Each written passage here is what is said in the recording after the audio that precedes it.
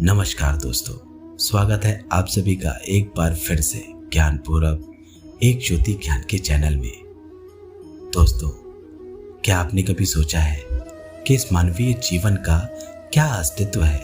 हमारे लिए यह मानव जीवन जो कि ईश्वर की अनमोल देन है, इसका महत्व क्या है?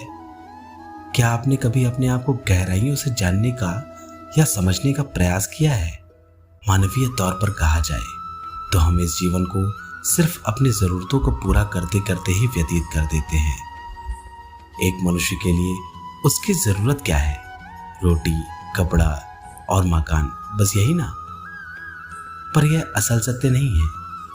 वास्तव में हर मनुष्य का जन्म इस धरती पर एक विशेष कारण से होता है, जिसे हम धीरे धीरे समय के साथ समझते चले जाते हैं। कई लोग अपने इस मानवीय जीवन के सत्य को समझ ही नहीं पाते, क्योंकि वे हमेशा नकारात्मक ही सोचते रहते हैं। यही अंतर है नकारात्मक और सकारात्मक सोच में। जहां नकारात्मक सोच हमारे लिए समस्याएं पैदा करती है, वहीं सकारात्मक सोच हमारे लिए नए अवसर लाती है। हम जीवन के इस सत्य को एक कहानी के द्वारा समझने की कोशिश करते हैं।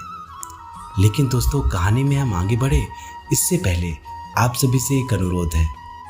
आप सभी चैनल को तुरंत ही सब्सक्राइब कर लीजिएगा और बेल नोटिफिकेशन को ऑल पर ज़रूर सेट कर दीजिएगा, जिससे हम अपने चैनल में जब अगली बार एक नई ज्ञानवर्धक कहानी लेकर प्रस्तुत हों तो उसका नोटिफिकेशन आपको तुरंत ही प्राप्त हो जाए। तो दोस्तों, आपका अधिक समय नष्ट ना करते हुए हम अपनी कहानी को शुरू करते हैं। एक गांव में एक बहुत बड़ा धनवान व्यक्ति रहा करता था। लोग उसे सेठ धनी राम कहते थे। उस सेठ के पास बहुत अधिक धन संपत्ति थी, जिसके कारण उसके सगे संबंधी, रिश्तेदार, भाई बहन, दोस्त यार हमेशा उसे घेरे रहते थे। वे उन्हीं सेठ जी का राग अलापते रहते थे। सेठ भी उन सभी लोगों की काफी मदद करता था। तभी अचानक कुछ समय बाद सेठ को भयंकर रोग हो गया। इस भयंकर बीमारी का सेठ ने बहुत उपचार करवाया, लेकिन उसका इलाज नहीं हो सका। आखिरकार सेठ की मृत्यु हो गई। यमदूत उस सेठ को अपने साथ ले जाने के लिए आ गए। जैसे ही यमदूत सेठ को ले जाने लगे, तभी सेठ ने थोड़ी दूर जाकर यमदूतों से प्रार्थना करनी शुरू कर दी। सेठ ने कहा, मुझे थोड़ा समय दे दो, मैं लौटकर तुरंत आता हूँ। तोतों ने उसकी अनुमति मान ली और उसे वापस जाने के लिए छोड़ दिया। जब सेठ लौटकर आया और चारों ओर नजर घुमाई, उस जगह का नजारा देखने के बाद सेठ वापस यमदूतों के पास आकर बोला, शीघ्र चलिए, यहाँ से तुरंत चलिए, अब मैं यहाँ एक पल नहीं रुकना चाहता हूँ। यमदूत उसे इस प्रकार अपने साथ चलने के लिए तैयार देखकर एकदम आश्चर्यचकित रह गए और यमदूतों ने सेठ से उसकी इस जल्दी का कारण पूछा। सेठ ने बड़े ही निराशा भरे शब्दों में कहा, मैंने हेरा फेरी करके अपार धन एकत्रित किया था, लोगों को खूब खिलाया पिलाया और उनकी मदद भी करता था। सोचा था कि वे सभी लोग मेरा साथ कभी नहीं छोड़ेंगे। अब जब मैं इस दुनिया को हमेशा के लिए छोड़कर जा रहा हूँ तो वे सभी बदल गए। मेरे लिए दुखी होने के बजाय वे अभी से ही मेरी संपत्ति को बांटने की योजना बनाने लगे हैं। किसी को भी मेरे लिए जरा सा भी अफसोस नहीं है। सेठ की बात सुनकर यमदूत बोले, इस संसार में प्राणी अकेला ही आता है और अकेला ही जाता है।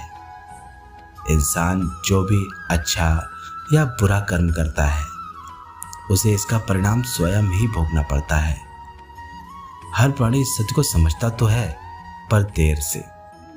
दोस्तों, हम इस बात को अपने जीवन में भी देख रहे हैं। लोग जीवन के सत्य को भूलकर मानव द्वारा बनाए गए जाल जैसे लालच, रुपया पैसा, बुराई और भी कई चीजों के तले दबे हुए हैं। दोस्तों, आप जो भोजन ग्रहण करते हैं वह पेट में सिर्फ 4 घंटे ही रहता है। जो वस्त्र पहनते हैं वह 4 महीने ही रहता है। लेकिन जो ज्ञान आप हासिल करते हैं वह आपके जीवन में अंतिम सांस तक चलता रहता है और संस्कार बनकर आपकी अगली पीढ़ी तक पहुंचता है। ज्ञान का बीज कभी व्यर्थ नहीं जाता। जो है जितना है सफल करते चलो। सफल करने से ही सफलता मिलती है। हर व्यक्ति को सकारात्मक तरीके से देखो, सुनो और समझो।